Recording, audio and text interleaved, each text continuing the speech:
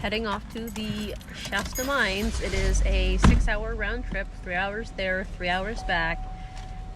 I can't wait to see the coal and gold mining area and to see the rusty truck.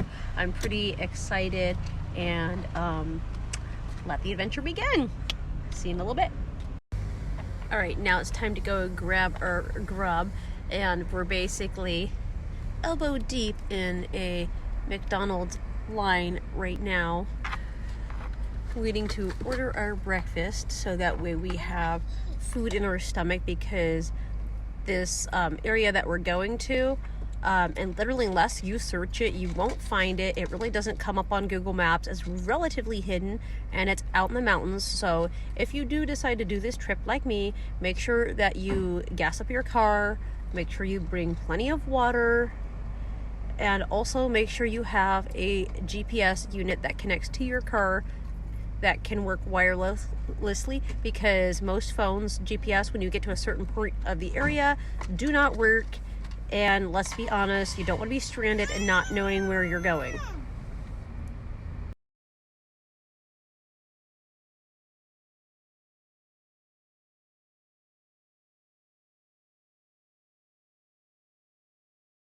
want to mention that if you are driving out here, make sure you have a really good off-roading vehicle.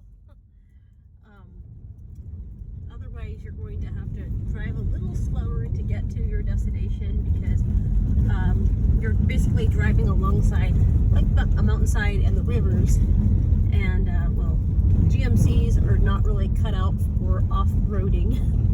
So make sure you have a good off-roading vehicle while driving. It is a long drive. So make sure you're bringing plenty of snacks and plenty of drinks with you. Can't stress that enough, because you're out in the mountains. So there are no gas stations, there are no snacks, there are no water. So you just gotta make sure you have what you need with you, because until you're out in the mountains, you're not able to stop and get gas or food or drink or anything like that. So it's very important that before leaving on your long trip, it's a 6-hour round trip again, I'll say that again just to put that out there, it's important that you gas up or you will get stuck out here. And it's important that you only go in the areas where you're allowed to be. If it says keep out, it's probably because it's somebody's property. There are people that do live out here in this national park area that actually have land that they purchased.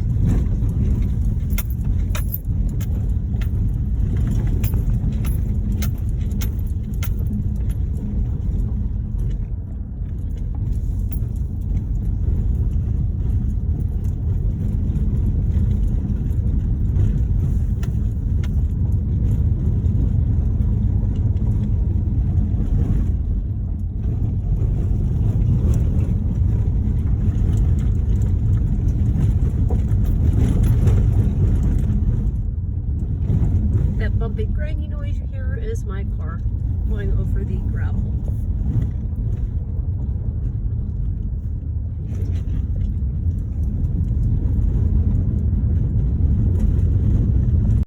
have reached the one of the coal mining areas.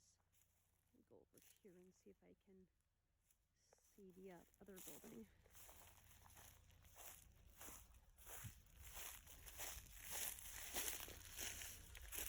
There's also supposed to be some kind of a truck down here in the wooded area.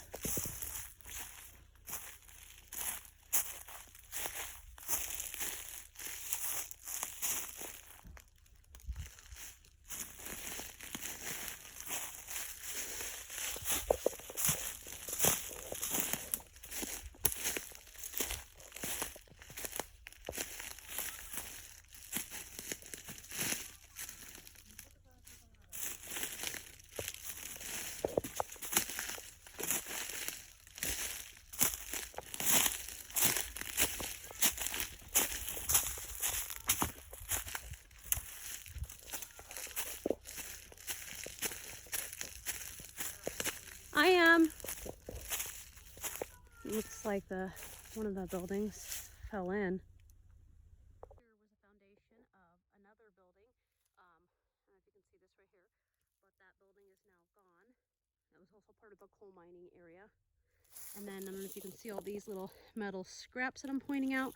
There at one point was a rusty truck back in this area, and it is now gone. Nature is reclaiming the area. But there is quite some history here.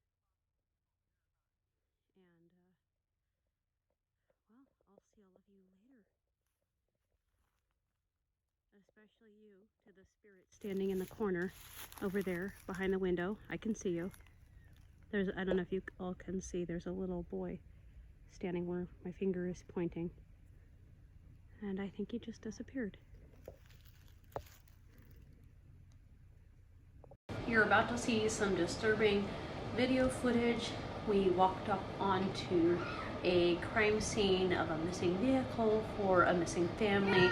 The park rangers were notified, the police were called, and a report was filed, and we found a body in the vehicle. That is not going to be featured in this video because it is just completely devastating. I always wondered what happened to people if they go missing, like in the woods.